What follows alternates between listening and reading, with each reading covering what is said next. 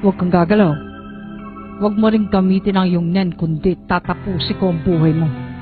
Imulat mo ang mga mata mo. Tignan mo ako sa salamin.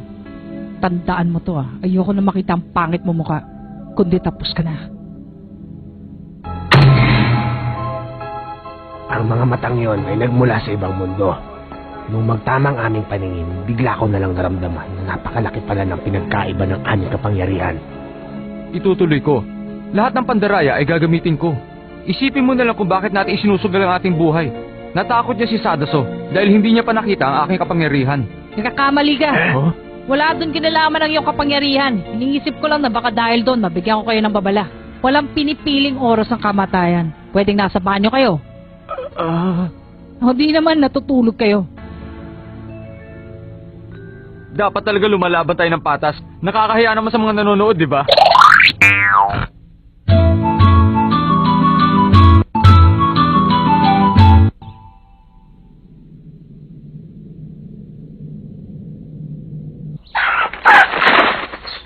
Sandali. Bago kayo makipaglaban, gusto ko munang makita kung gaano kalakas ang inyong Hatsu. Sige, ako na muna.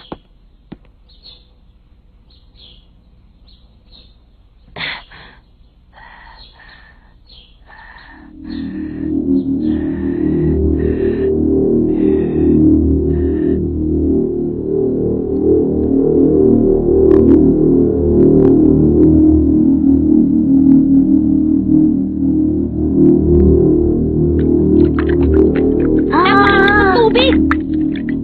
Napakagaling. Sunod, ikaw Killua. Sige!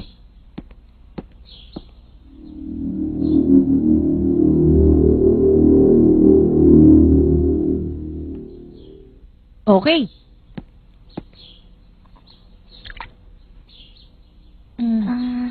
Ang tamis mo!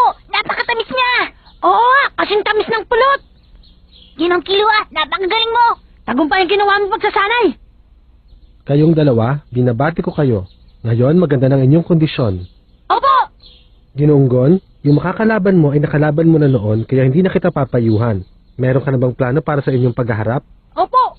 Sa totoo lang, iniisip kong gamitin sa kanya yon. Pamingwit?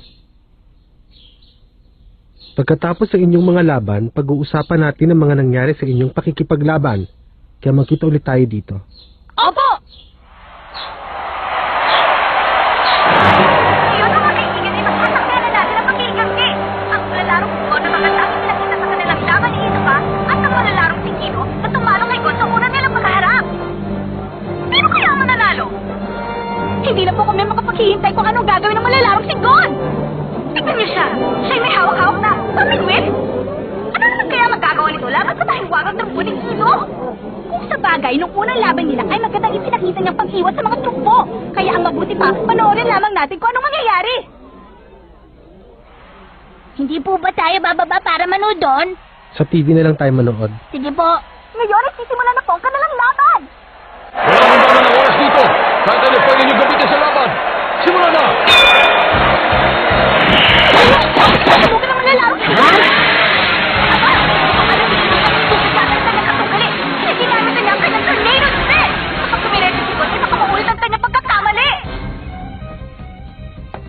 Sabi na nga ba, gagawin niya yun. Nababasa ko na ang laman ng iyong isip. Kapag sinimulan ko na ang pag-ikot, wala ka na magagawa para pigilan ito. Kaya karamihan sa mga kalaban ko ay sinusubukan akong unahan bago pa ako umikot.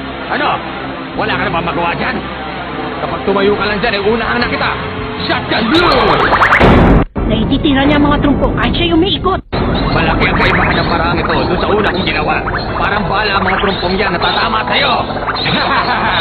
Hindi ka na makakaiwas. Oo.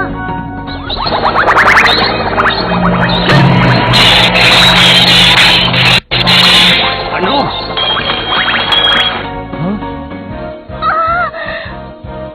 Ang galing! Natandaan mo ni ko ng shotgun boost na malalarong si Kino. Kung naaalala niyo siya noong una nilang pagkaharap, ang malalarong si Gon ay parang ibang tao na ngayon. Ginonggon, napakagaling mo talaga! Ang kapangyarihan na kanyang men para sumangga ay masyado ng malakas. Hindi ko na magagamit ang aking trumpo. Hindi ba, are? Nakikita na kayo ni Gon ang pagkalaw ng mga trumpo. Kaya kahit saan pa sila manggaling, madali na ito napipigilan. Pero ginagamit niya ang kanyang katawan para masira ang diskarte ng kanyang kalaban. Nakikita ko rin ang galit na kanyang nararamdaman. Ano ba yan? Ako naman ang aatake! Sa wakas, makikita na rin natin yan kung anong paraan ang gagamitin ni Gon! Gagamitin niya ang pamingwit. Maaari sa magtagumpay. Yun ay kung may kakabit niya sa aking katawan ng kalawit. At magpipigilan ng ating pag-ikot. Pero hindi ganun kadaling gawin yun, bata. Ayan na! Ang pamingwit ay didiretso patungo kay Gino! Kwenta yan!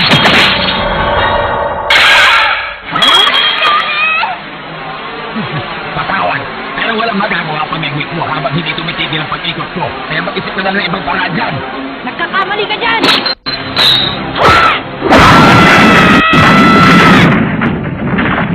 Aba! Meron pa nga palang paraan! Malaki talaga ang pakinabang ng ating shell para sa mga larong ni Gon! Teka, sandali lang. Huwag mo ituloy yan.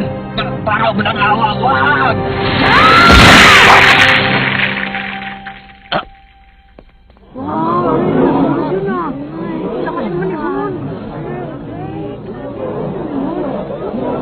Kung gagawin mo ang lahat para manalo sa larong ito, ganun din ako. Kapag hindi nyo pa rin tinigilan si Sushi, sa susunod na pagkikita natin, gagawin na talaga kitang trumpo! Ang nahuli sa laban, si Gon!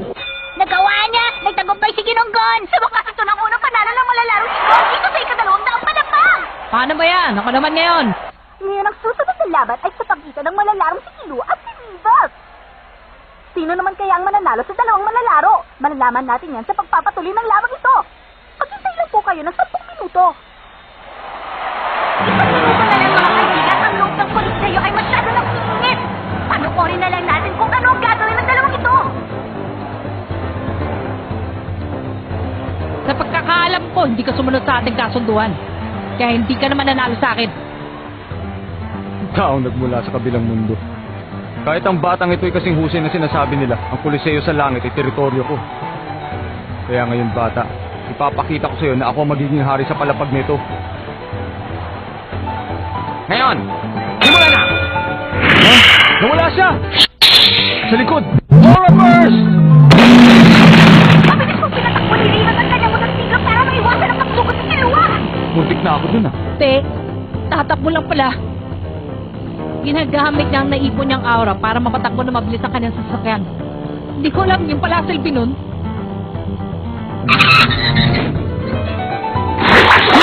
Dave! Kumanda ka na ngayon! Ang lakas ng dating, oh.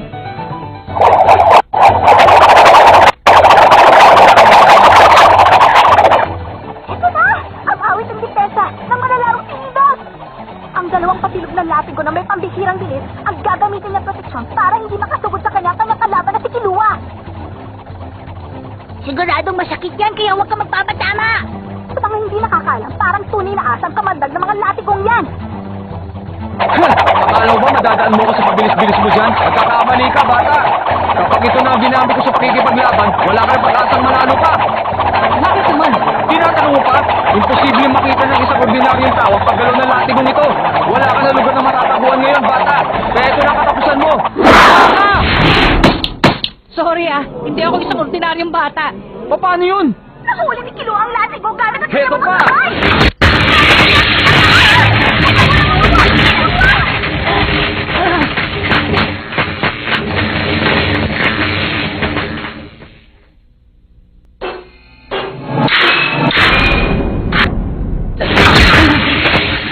Pinahanga mo ko, Killua. Ikaw ang pangatlong manlalaro na nakahuli sa aking latigo. Pero para sa mga taong katulad mo na masyado mabibilis ang mata, ay inihanda akong masarap na sorpresa na sigurado masisiyahan ka. Para hindi ka naman magtapos sa aking, Killua, dadagdagan ko ang lakas ng kuryente na gagapang sa buong mong katawan. Kahit higante, walang magagawa sa kapangyarihan ng aking latigo. Dahil nila'y sinubukang pigilan ang enerhiya nito na nagmumula sa aking ahas. Pero wala sila nagawa! Wala sa katawang ko ang lakas ng kuryente mo. Marami ng paghihirap ang pinagdaanan ko. Pero wala rin nangyari dahil nalampasan ko ang lahat ng yun. Kaya kung sakali makakaramdam ako ng sakit, siguradong hindi manggagaling sa'yo yun. Yeah! Alam mo ba na kapag bumagsak ka, ka, wala nang matitira sa'yo. Tulungan mo ako! Parang awa mo na! O sige, sasaloy kita! Huwag ka magkalala! Nasalubog ni Kilua ang kanyang kalaban! Kasabay naman nun ay Alam mo na ngayon kung gaano kasakit ang ginagawa mo, baliw. Dahil sa lakas ng kuryente, hindi na makakatayo ang manlalaro si Rivel. Ang nagwagi sa labang ito ay si Kilua. Ang galing talaga! Ibang klaseng lakas ito si Kilua! Hindi man lamang sila rin sa isang milyong voltahe ng kuryente at nagwagi sa labang ito! Napakagaling ni Ginong Kilua! Pinahanga niya ako! Bali wala sa katawan niya ang lakas ng kuryente niyon! Ibang klaseng ginawa mo, Kilua! Salamat! Kumain muna tayo bago susunod na laban. Guido? Ikaw rin? Oo. Ikaw naman ang susunod, Gon. Sa ganong uri ng pag-atake, ako lamang may kakayahang makaligtas. Paano kaya kung ang susunod mong kalaban ay mahuli ka sa ganong kalakas na voltahe ng kuryente? Anong gagawin mo, Gon? Huwag kang mag-alala! Meron akong plano dyan. Pinapanood niya ang kanyang kalaban. Tsaka niya pinag-aaralan ko anong gagawin. Kilua, anong gagawin mo kung si Guido ang makakalaban mo? Anong gagawin ko? Paano ba makakalaban yung baboy na yun? Sinira mo yung tumpo niya. Makinig kayong lahat. Ang unang laban para sa hapon nito ay sa pagitan ng Kilua at ni Guido. Sana hindi na makayanan ng Guido, ibibigay na natin ang panalo kay Kilua. Kita mo? Oo nga, no. Ang ating manlalaro ay walang iba kundi si River na nagtalo sa laban nila ni Kilua kaninang umaga. Mukhang handa-handa na siya.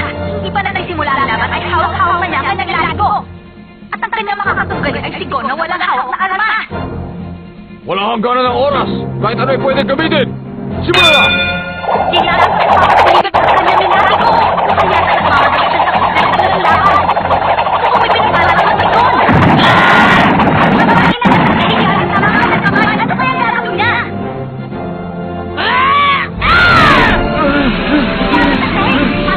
Overs! Pagpili mo na huli ko ang kakakaling sa tindahan. Nandito pa lang switch. Teka, paano kaya kung buksan ko to at ilagay sa pinakamataas na voltahe? Switch on? Tama? Masarap ba? Be. Hindi na po makatayo ang manlalaro si Rivel. Ang nagwagi si Gon! Makinig kayong lahat sa pinapautik apat na talo ni River. Dahil dito ay matatanggal na sa ika-200 palapag. Kung gusto niya ay pwede siyang magsimula ulit sa ibaba. Para sa iyo, Gon, pagpatuloy mong tagumpay.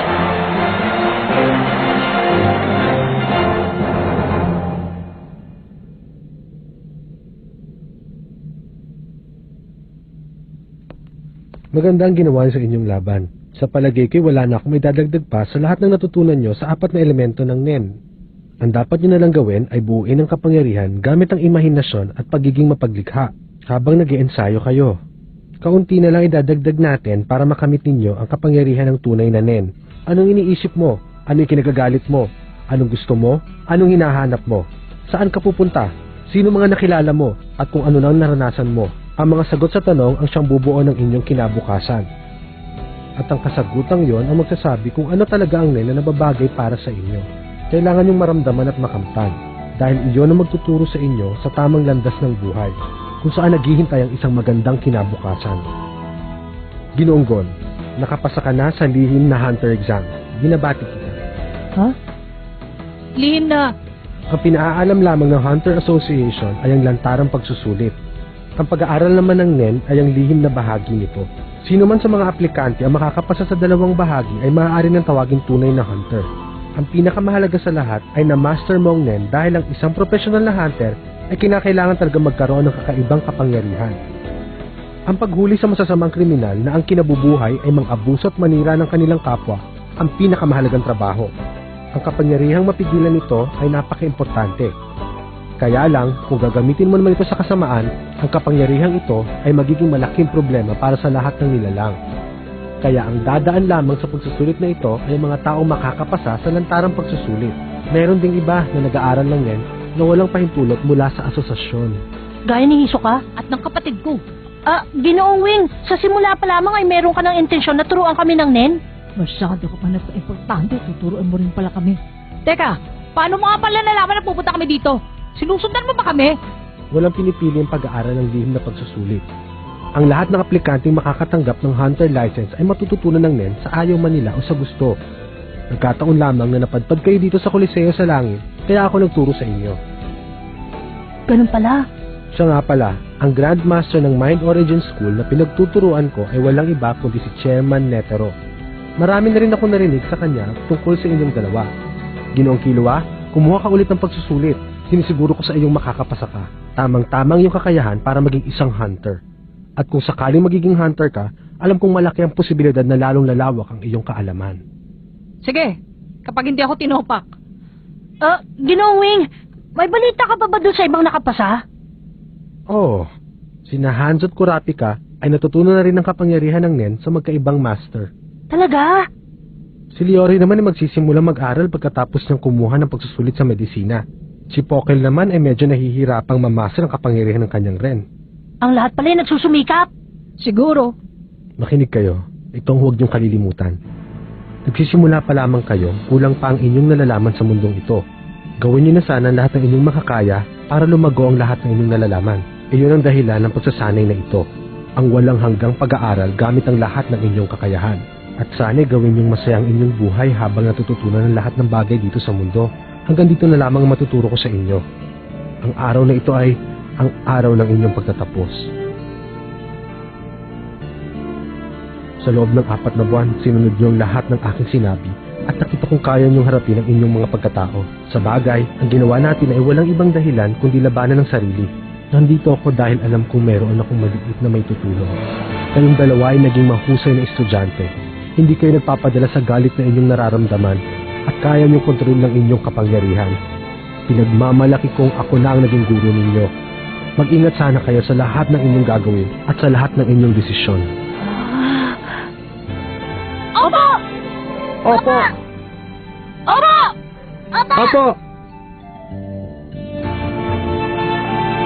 Sushi! Paalam! Sushi, gagawin ng pagsasanay na yon sa loob ng 4 na linggo. Opo! Huwag kang mawala ng pag-asa, Sushi. Magtiwala ka sa iyong sarili. Masyadong mabilis ang kakayahan mong matuto. Madalang ang mga katulad mo dito sa mundo. Opo! Pero ang mga katulad ng 2 batang yun ay pinanganganak lamang sa mundong ito tuwing 10 milyong taon. Opo!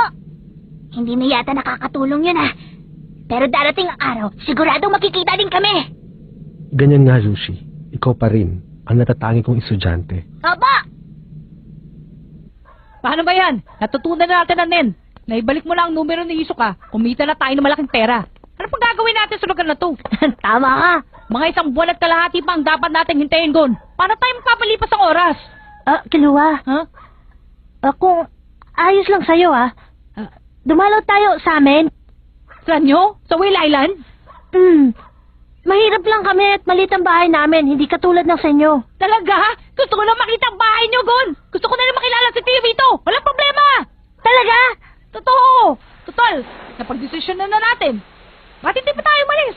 Mas nakakatawa daw pag biglaan ng lakad. Mahigit kalahating taon din akong hindi nakakauwi sa amin. Ano pa ginagawa mo dyan? Tara na, pare! Alam mo ba kung saan ang Whale Island? Hindi ka eh!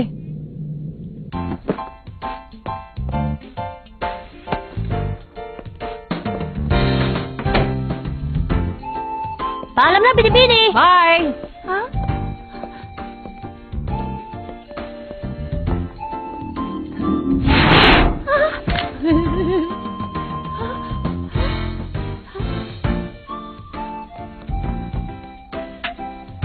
Pababa po tayo.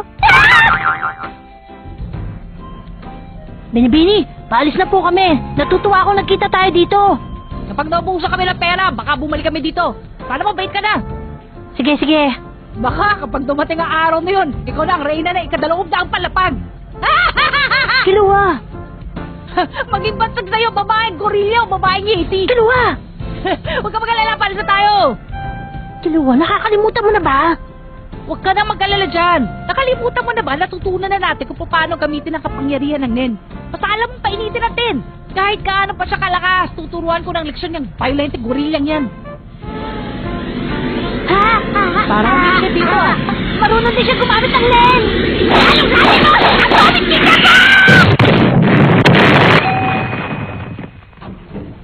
Nandito na tayo sa pinakababa.